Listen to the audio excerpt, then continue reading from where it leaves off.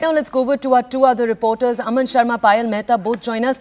Aman, just give us a overall national perspective, a big question for you here, on how this could affect polling in different states. West Bengal has been in real focus over the last few days. We've talked about the fiery statements coming in from Mamata Banerjee and how nuanced the way CAA could play out on the ground in terms of politics on the ground, how nuanced that is. Can you tell us about more states too and just tell us about the overall context first? Well, Toya, see, BJP obviously is looking at gains in West Bengal. This is the state, where the CAA has been a big demand, especially of the Matua community, and BJP hopes that in its 7 to 8 Lok Sabha seats, it stands to gain now in West Bengal after the enactment of the CAA. That is the political, but Amit Shah here making it very clear in this interview to ANI that for us this is not politics. Mr. Amit Shah making it clear that going back into history, I think very importantly when he said that Jan Sangh and BJP have always been against partition. We never supported the division of country on religious grounds, and these minority people in the three countries were all part of one country earlier. I know they have been persecuted, maybe tortured, religious conversions have been done in those countries, and so India wants to give them a safe sanctuary here. All these three nations are declared Islamic nations, the Home Minister said, and he said the route is not closed for anyone. Muslims can also apply for citizenship of India, but these people, whom have been specified in the CA law, will get this fast track route for citizenship, an easier route. And slamming the opposition, I think that's also a very important point that Amit Shah has done. He's saying opposition is doing vote bank communal politics because he's in fact dared Arvind Kejriwal and others to show him a provision in the law which talks about taking anyone's citizenship. He said there is no such provision. Whoever has come before December 2014 into India out of these communities and their children are welcome in India. In fact, went on to the extent to slam Arvind Kejriwal, saying the Delhi CM seems to have lost his balance due to his corruption exposes against him. He said that he does not know, Mr. Kejriwal does not know that all these people have already come in by 2014. Nobody is coming right now. It is only about giving citizenship to people who already come by the cutoff date of 2014. He's accused Mamata Banerjee of, in fact, trying to divide Hindus and Muslims for vote bank politics. He's appealed to Mamata to don't harm the cause of Bangladeshi Hindus and said she should instead cooperate with the center in stopping infiltration in West Bengal and saying that Mamata Banerjee does not understand the difference between refugees and infiltrators. Mr. Amit Shah, I think, also very clearly saying there is no provision for detention camps in this law.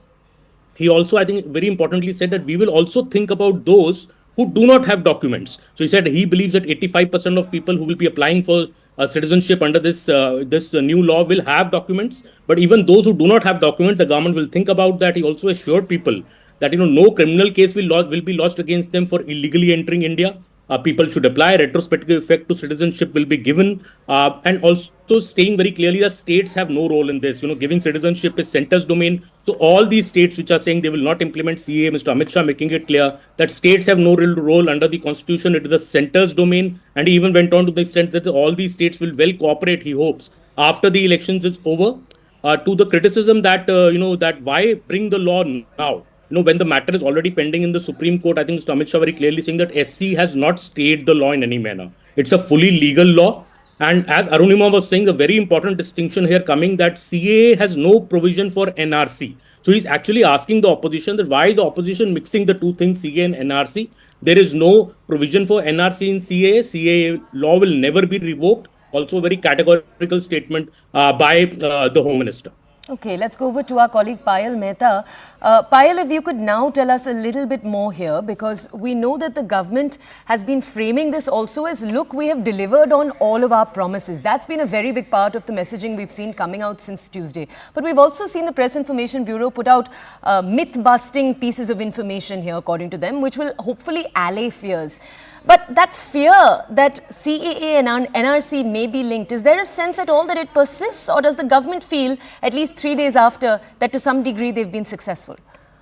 Well, one of the reasons why the Home Minister has come out and given an interview to the national agency is to allay the fears of the people of the country, which is largely they feel being caused by politicians because of their political aspirations and because of the political compulsions. That's the reason Amit Shah has come out and spoken threadbare about the entire CAA bill, why it was brought, what was the reason for it to be brought, why it took so long to implement it. But remember, CAA is one thing which has been part of the BJP's manifesto in 2014 and 2019 itself. Why was the rules not being framed so far? The rules not being framed so far is because right after the bill being passed in December of 2019, in 2020 you had the wave of COVID, and of course 2021 was also the second wave of COVID as well. To implement a CAA, to go through the entire procedure, it takes a lot of man hours, takes a lot of man labors as well. And that's the reason the government felt that because of the vaccination drive being in place, they could not really bring in the bill, and in fact bring in the rules.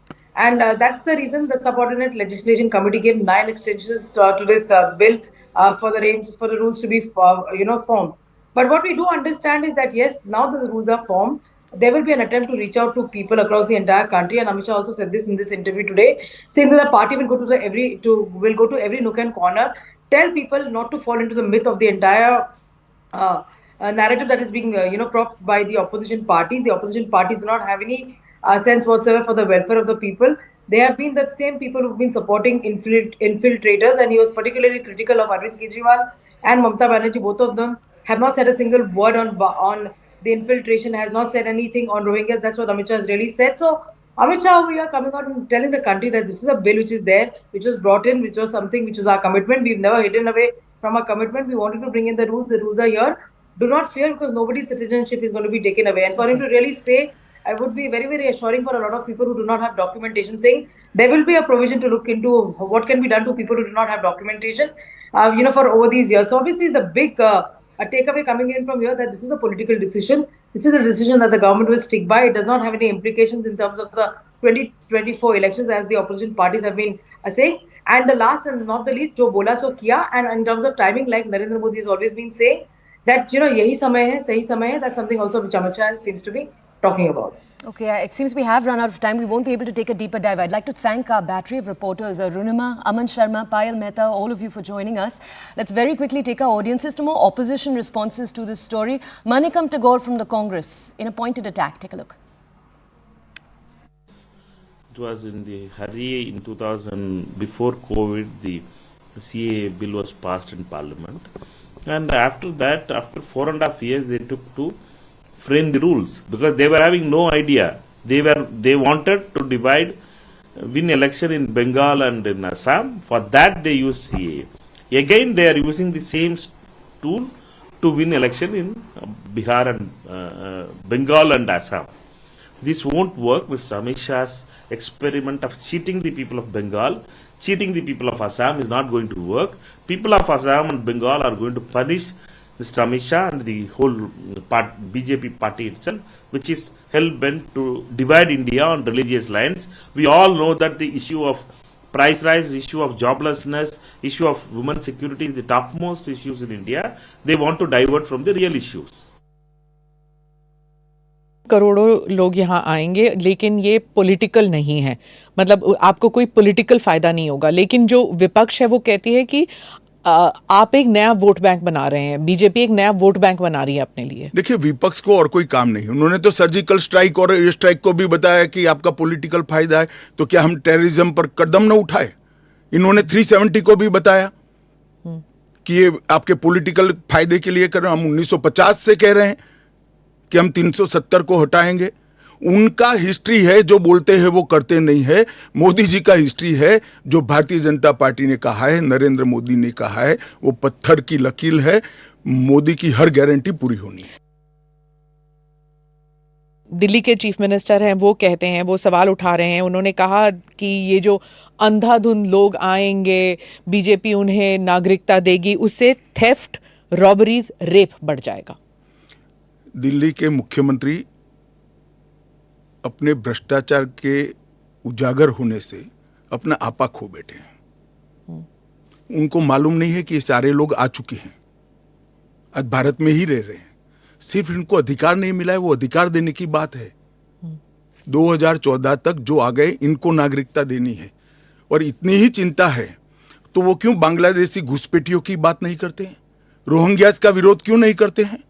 क्योंकि वो vote bank की politics कर रहे हैं।